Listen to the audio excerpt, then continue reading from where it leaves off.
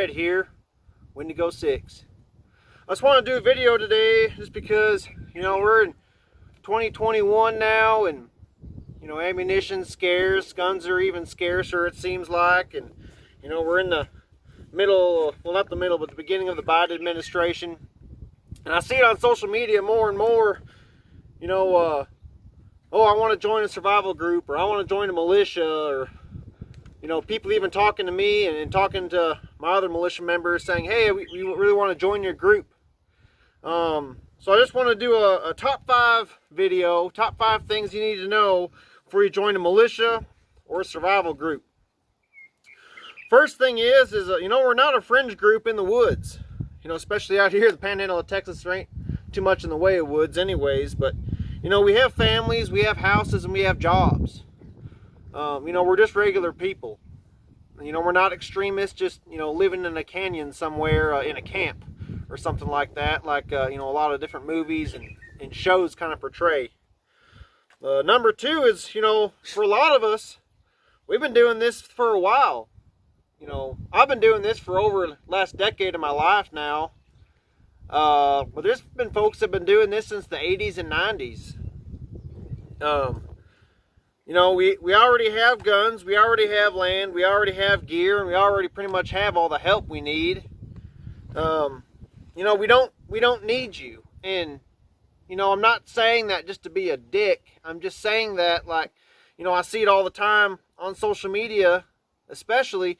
Oh, me and my family and my friends, we can join your group because, more hands equals more help. We don't need it.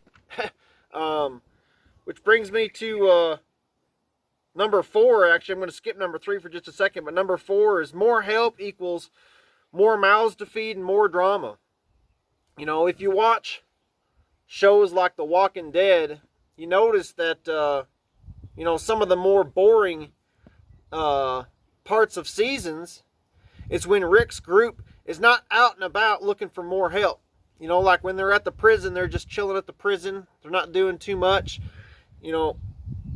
Conflict comes from more people.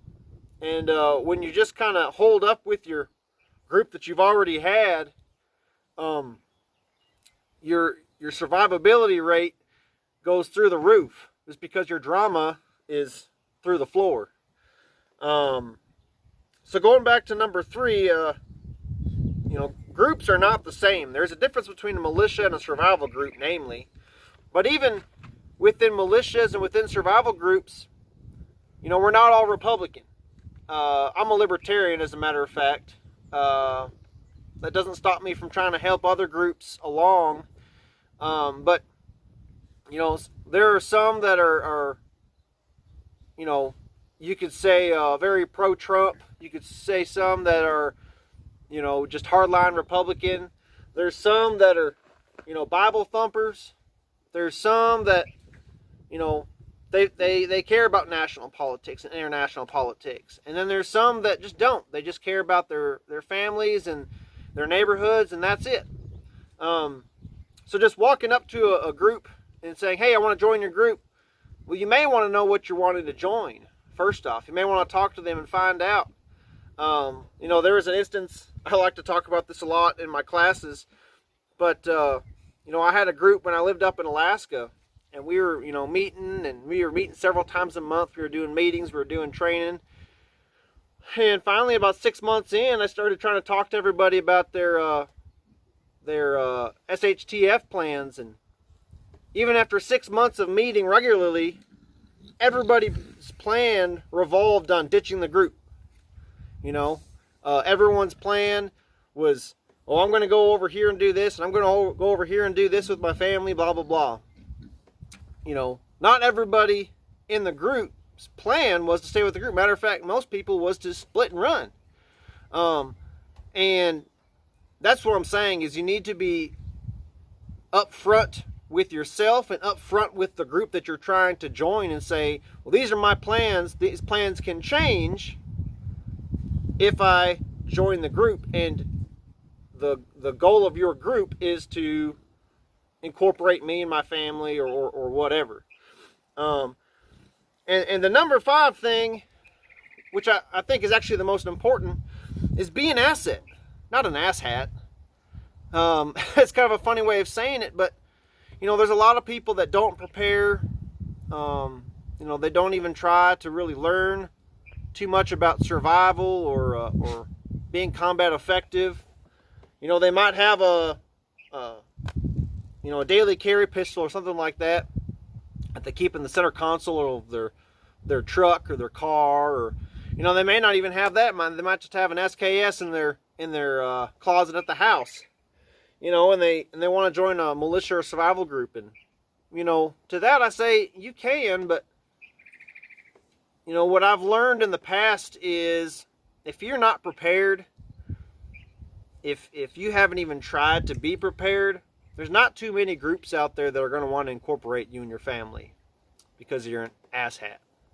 And I hate to say that, I hate to sound rude to you, but what may make better sense is for you to kind of call out to your other friends and family that, you know, you've had conversations about this stuff at barbecues and you know, after church and stuff like that, and you know that they're not nearly as prepared as they should be. You know, you're not nearly as prepared as you should be, and y'all can come together and you can start your own group.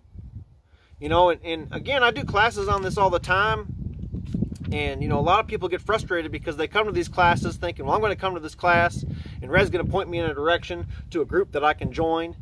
And that's not really why I do it. The reason why I do it is because I try to explain to y'all that you can start your own groups. There's nothing illegal about it. We have the First Amendment, the right of assembly, and we have the Second Amendment, the right to bear arms. And they're both protected. But if you start your own groups with your own friends and family, you can grow together.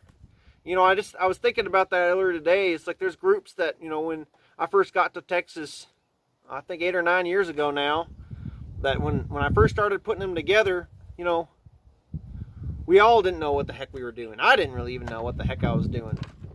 You know, there for a while, you know, I wasn't doing so hot in my career, and you know, I was living in an apartment with my kid's mom, and I think I had an inexpensive, like a $100 pistol that I had bought off of somebody, and I had a 12 gauge partner pump I bought from Jibo's. I didn't have any kind of tactical gear, didn't have any kind of radios or anything like that, but I had the drive to try to organize with a group of people, and you know, I did. And over the years we've developed, we've gotten bigger, we've gotten badder, and you know, now we have the stuff that we do have, and we're older and we're wiser and we've made mistakes, and that's brought us together. That's made us brothers. And you know, something like that, I would proudly fight next to those people in foxholes. I would proudly show up to their houses at 2 a.m. to bury a dead body if need be, because we've come together and developed ourselves together and built each other up. We didn't just join a group and expected them to take care of all of our problems. So show this video to all your friends that, you know, say, oh, I want to join your group, because chances are they don't need to. Chances are they need to start their own. Maybe in the future, that group and your group can incorporate, come together, or become allies or whatever. But be an asset, not an asshat. Thank you.